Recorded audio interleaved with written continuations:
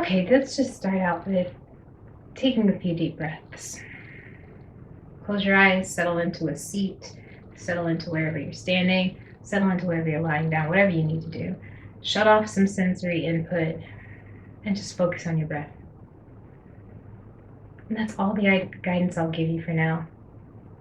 Just let your breath move through you for a second.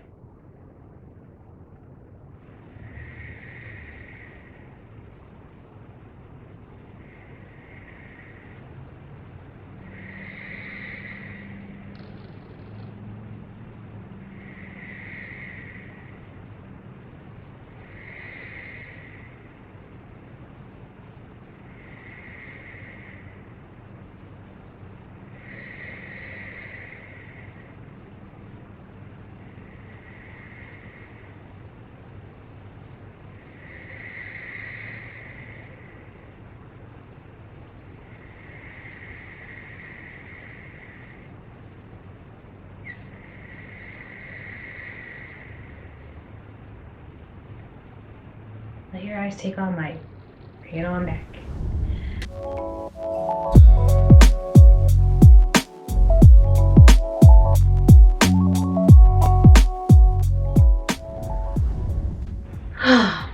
It's nothing like a good pranayama practice. And it's really appropriate for this video because we're talking all about meditation, and breathing is an extremely important part of the meditation practice. But if you're new here, you don't know who I am. So hello, welcome to Embodied Grace Yoga. My name is Tarani, and I'm really excited to talk to you about meditation today.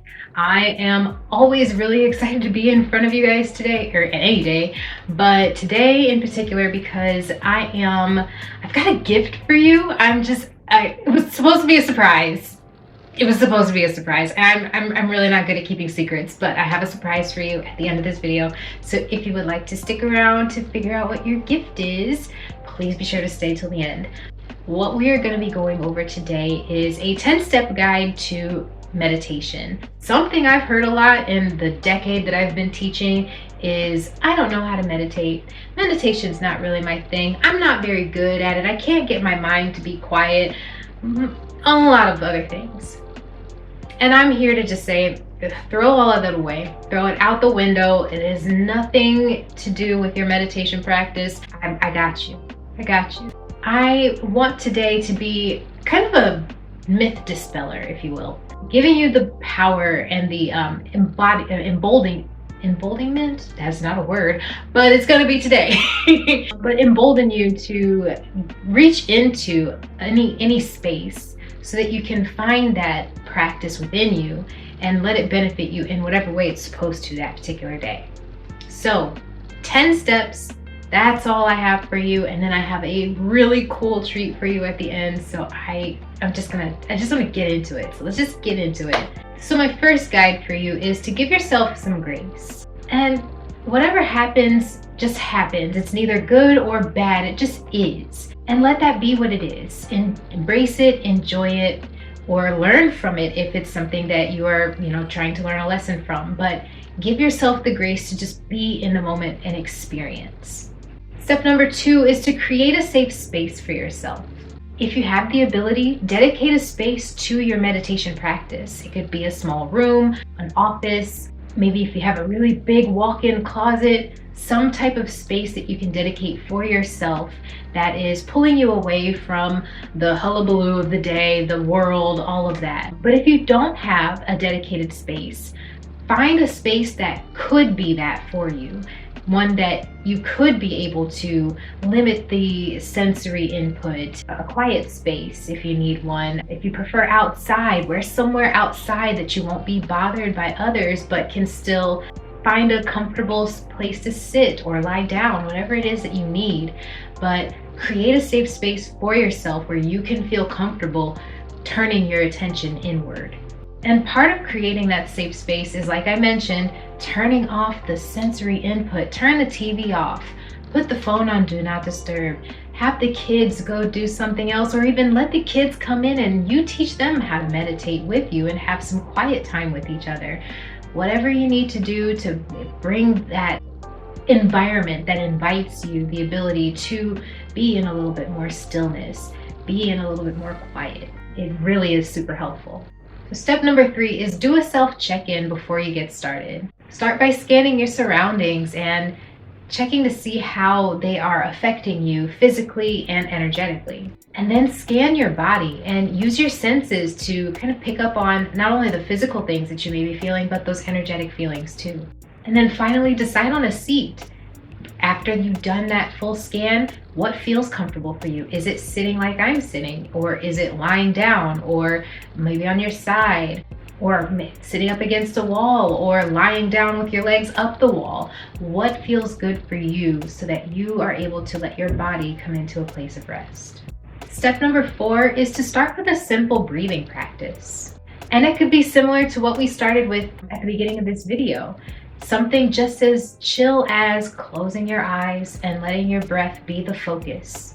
Inhale, exhale from your mouth, from your nose, from a combination of both. I will have a video coming up here pretty soon about the different breathing practices there are in the limb of pranayama, but some that are pretty common are the Ujjayi breath, the breath of victory, where you are working to hear your breath very audibly, and it's a very powerful inhale and exhale that kind of builds heat from inside. But it's one that I love to use as just a all around in general, because it helps me keep focused, because when I can hear my breath, that reminds me, yes, you are breathing. Because we can take advantage of our breath. It's something that we just do naturally. But when you can hear it happening, you're so much more tuned in. So that's why I really love the Ujjayi breath. There's also something you may have heard in potentially a yoga class or in another meditation practice is box breathing. I like to cue it as in you're actually visualizing the square. And 2 sides of the square are an inhale and an exhale, and then the other sides of the square are holds between each inhale and exhale. So you are tracing the sides of this square and letting that be your breath. So inhale, hold, exhale, hold. And you can use let those inhales or exhales be for however long you like. It could be for a count of 4, count of 6. If you've got big lungs, a count of 10, whatever works for you. But start with something simple to just get you into a space where you are having a single pointed focus, because that's what it's really all about. And after you've gotten into your breath, step number 5 would be to set an intention for your meditation that day. What is it that you want to get out of this practice?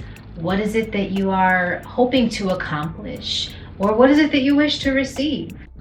Or maybe you're in a giving mood. Maybe you're wanting to give some energy out somewhere. But what is it that you want to become of this practice? And let that be what fuels you through the rest of it in order to, maintain that long seat, the many, many breaths, the ability to start clearing up some of the clutter that might be in the mind. So once you set that intention, step 6 would be to let yourself sit with that intention for a moment. Kind of ponder over it while you are still breathing deeply and shifting your focus more so from your breath, but to this intention. And this starts to help your mind slow down on some of those thoughts that may try to trickle in. However, we go back to step 1. Give yourself grace if other thoughts trickle in. And you'll start to notice when they do, because you strayed off from your intention. Always bring it back right to that intention. If you notice you start to go a little too far away from where you started. And even if you're like, I don't know, this intention may have been a bit vague, bring it back to the breath. Circle it back so that you're still having a single point of focus. So as you are pondering this intention, letting your thoughts move with your breath, bring your focus a little bit more back to the breath. As your thoughts start to expand, they kind of just naturally do so. And that is okay, because meditation is not about quieting the mind so much so. It's about lessening the chatter, but knowing that the chatter is there, and how you can organize those thoughts and understand what they're trying to communicate to you. Because a lot of times Our brain is processing a lot of stuff and it's trying to tell us a lot of information, and we're not always capable of listening. And meditation can be a time where you're truly listening to yourself. So allow your breath to expand, allow your thoughts to expand, and give yourself this opportunity to really listen in to yourself. And even though step 9 is essentially what I just said, is allowing your thoughts to just kind of follow this path. If you get lost, and I also mentioned this before, bring it back home. Bring your focus back to your breath. Let the breath be the thing that's guiding you through your entire meditation practice. And finally, step 10 would be to write down your experience in a journal. It's really beneficial to be able to give yourself the ability to have a third-party view in your experience, because as you're experiencing it, sometimes it may be a little overwhelming and you're not fully able to process everything that was going on in the moment. So sometimes writing it down helps you be able to refer back to it so you can look at it from a different perspective and take a little bit more time to process the thoughts that you had during your meditation, or understand some of the messages that you may have been receiving throughout.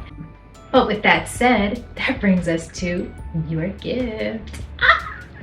I am so excited to share this with you. I have worked very hard on this and I am hoping that it's something that you will find useful. But journaling is not always easy and meditation is not always easy, and it's not always great or easy to figure out what type of intention you want to set. So what I have for you is 28 meditation journal prompts for you to use to guide you through your meditation practice with the inspiration of all 8 limbs of yoga.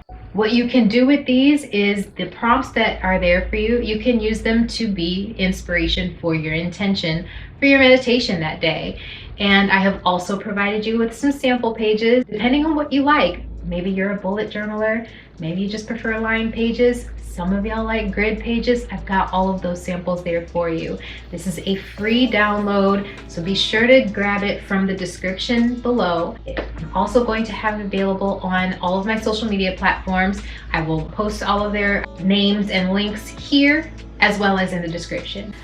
Now, I may have given you these 10 steps, but keep in mind there are many different types of meditation, which I will get into throughout the life of this channel. There's so many different things that you can do, so many methods, and they all have their own proper names, their own proper techniques, and I am really thrilled to be able to share these with you because you may find the thing that works for you.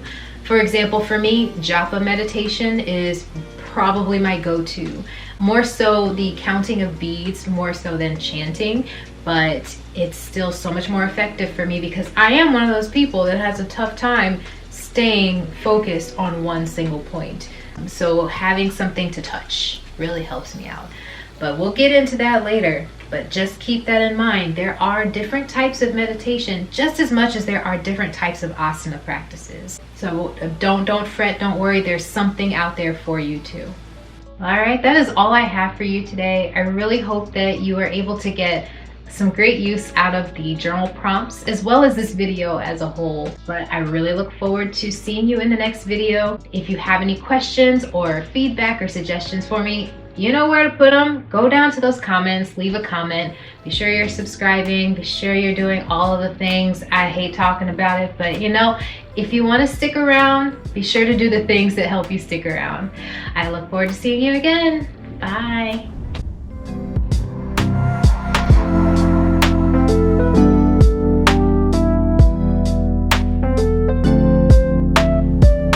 But if you're new here, who am I? I'll tell you. I'm Tierney, and this is Embodied Grace Yoga. That is so much better. Oh my God.